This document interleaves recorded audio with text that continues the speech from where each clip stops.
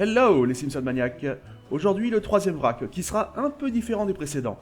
J'ai plein de petites remarques ou bien anecdotes que j'aimais bien, que je n'ai jamais placées dans des épisodes, et que je ne vois pas où placer dans des futurs.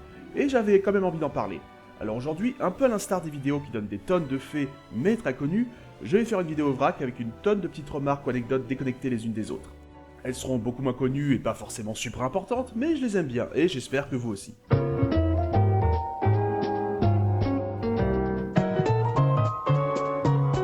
Oui, on peut aussi l'appeler 22 remarques sur les Simpsons. Oui, il y en a véritablement 22 dans ce Parlons Simpson. Parce que j'ai compté, l'épisode 22 courts-métrages sur Springfield... Steamed hams. Ouais. L'épisode contient en réalité 19 courts-métrages. Cela dit, il était beaucoup plus long au départ, un tiers du script a dû être abandonné. Mais ce n'est pas pour ça qu'il s'appelle toujours 22 Short Films About Springfield, parce que s'ils ont abandonné un tiers, alors il y en avait plus que 22 au départ. Non, c'est parce que c'est une référence au film 32 Short Films About Glenn Gould. Oui d'accord, 32 c'est 32, mais 22 était plus proche du véritable chiffre j'imagine, pour rendre plus évidente la référence. Oui alors, je sais que les Américains sont connus pour être très patriotes, même la classe moyenne plutôt démocrate. Mais dans plusieurs épisodes on voit ça.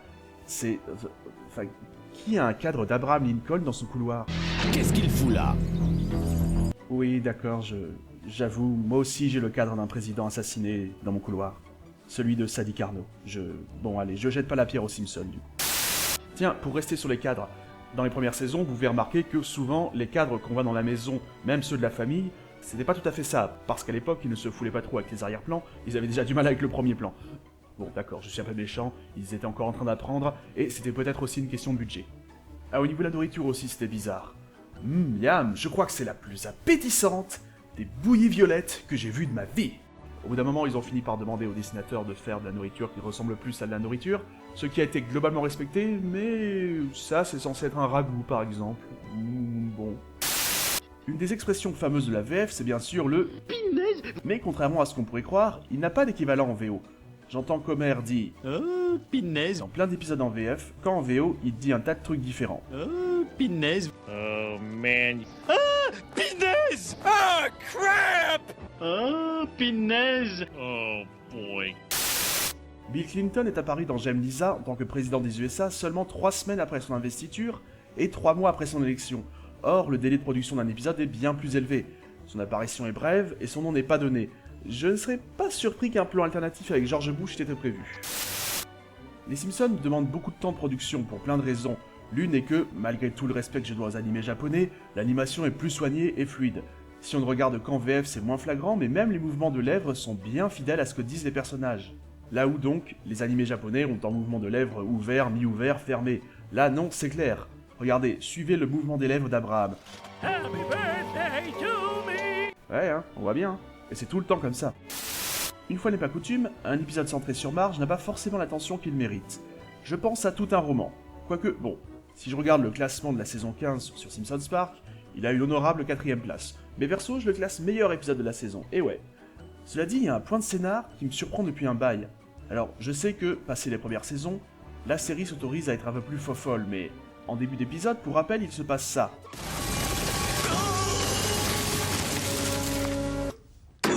Homer vient de tuer quelqu'un et il est simplement viré. Je veux dire, c'était par accident, d'accord, mais c'est tout. Allô, il a tué quelqu'un, non? On s'en fout? Bon, ok. Ouh, que les gens qui écrivent les Simpsons m'énervent, c'est si dur de comprendre. C'est les Simpsons ou The Simpsons? Pourquoi c'est si dur de s'en souvenir? Et pourquoi j'en ai aussi à ce point quelque chose à foutre, c'est également une bonne question. Mais quand même, sapristi. Concernant le bowling de Barney, je me suis posé la question durant pas mal d'années si c'était celui de Barney Gumble quand j'étais jeuneau, avant de voir, et avec Maggie ça fait 3, où ils l'ont fait appartenir à l'oncle de Barney. Mais au tout départ, il était bien censé être détenu par Barney Gumble. Mais l'idée a été abandonnée par les scénaristes qui trouvaient incohérent que Barney, alcoolique comme il est, puisse être propriétaire de quoi que ce soit. Après, le faire appartenir à l'oncle de Barney, c'est pas tellement plus logique, sauf si l'oncle se prénomme Barney aussi. Tu as quoi? Pardon, Marge? Tu as quoi? Je suis devenu mouvementarien et vous aussi. On est devenu quoi? Ça m'a toujours interloqué ce passage. Et oh, le monteur là, tu t'es endormi sur la table de mixage? Pourquoi ça revient sur la maison à ce moment-là? Je suis devenu mouvementarien et vous aussi. On est devenu quoi? Et il devait leur manquer un plan, je suppose, je sais pas. En additionnant les extraits de McBain des premières saisons éparpillés dans quelques épisodes, on peut aboutir à une histoire à peu près cohérente. Ce malgré le fait qu'un extrait qui se passe plus tard dans le film soit dans une plus ancienne saison ou inversement. Même avec les années, les scénaristes se sont donc ennuyés à garder des petits détails qui n'avaient qu'une petite importance que pour quelques fans. Bah tenez, je vais même vous faire le récap. Donc, dans Un père dans la course, saison 3, on voit le partenaire de McBain qui se fait descendre parce qu'il enquêtait d'un peu trop près sur le sénateur Mendoza. Il parle avec son supérieur de la mort de son coéquipier dans La guerre des Simpsons, saison 2. Là, on revient quelques épisodes en arrière, dans Il était une fois Homer et Marge. On le voit avoir des ennuis avec son supérieur parce qu'il a cherché des noises à Mendoza, qui selon lui dirige un cartel de la drogue. Dans Grève à la Centrale, saison 4, il essaie à nouveau d'avoir Mendoza, toujours avec sa drogue, mais se fait avoir. Et on revient à nouveau 2 saisons en arrière, dans Fluctuatum Ergitur, où, alors qu'il a survécu miraculeusement, il règle finalement son compte à Mendoza. Tous ces extraits ayant bien sûr un grand nombre de one-liners, très en vigueur dans les films de Schwarzenegger qu'il parodie allègrement. La Formule 1 aux USA, ça n'a jamais trop pris, contrairement aux autres continents.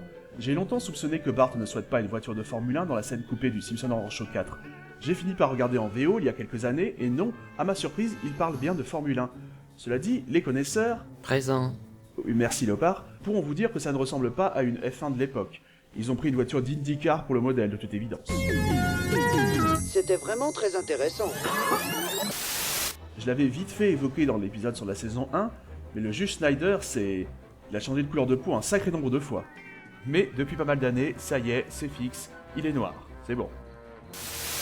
Ah bah tenez, je parlais de changer de couleur de peau, parlons de mon pote Michael Jackson, lorsque Bart demande de manière sarcastique à Léon Je suis avec ton père dans un asile psychiatrique. Y a Elvis aussi? Ça se pourrait, c'est un grand hôpital. la réplique originale était « Il y a Prince aussi », réplique changée à la demande de Michael Jackson lui-même.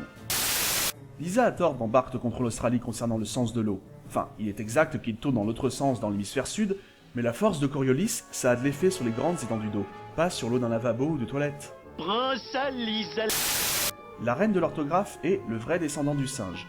2 épisodes où au début on suit Bart la veille de la rentrée.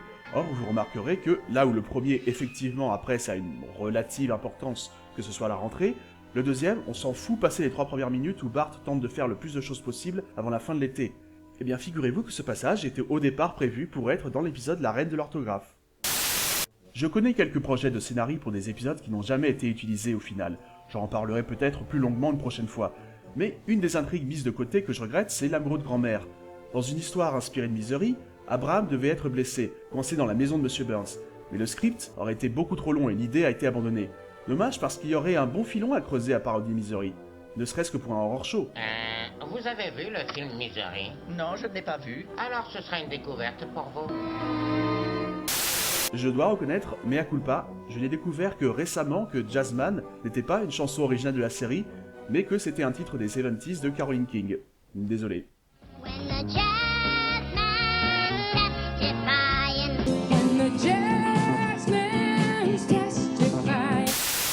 Tiens, Shelbyville a beaucoup changé question distance.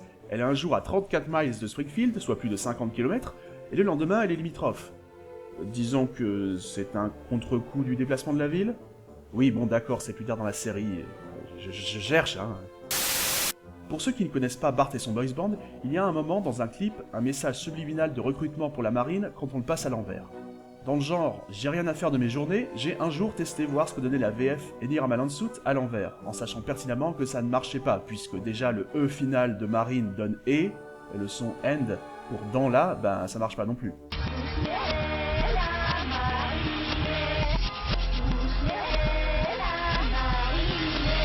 Par contre, je pensais être le seul dingue à avoir testé, mais non, les Américains l'ont fait il y a longtemps. Et en VO, ça marche à peu près.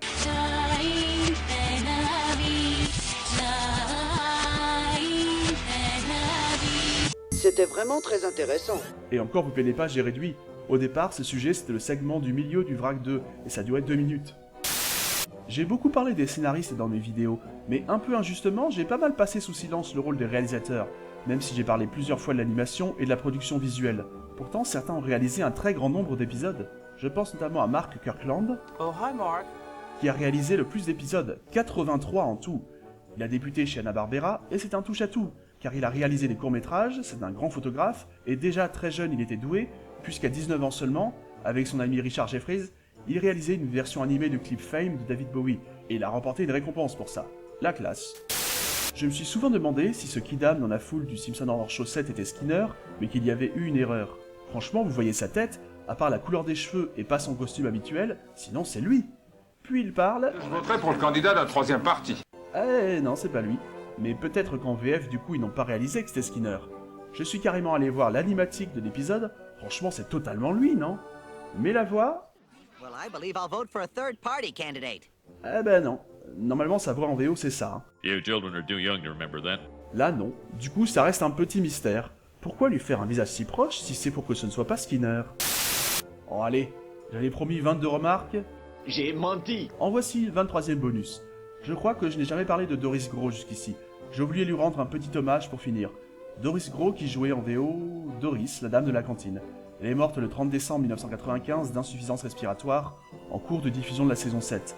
Alors, plusieurs épisodes diffusés par la suite incluront des répliques enregistrées avant sa mort, mais du coup on la verra plus qu'on ne l'entendra durant une décennie. Finalement, des années après, lors de la saison 19, elle sera remplacée par Tress MacNeille. Voilà, on va s'arrêter là. J'espère que vous avez aimé ce petit pot pourri. On se retrouve pour le prochain épisode courant mai. Ciao ciao.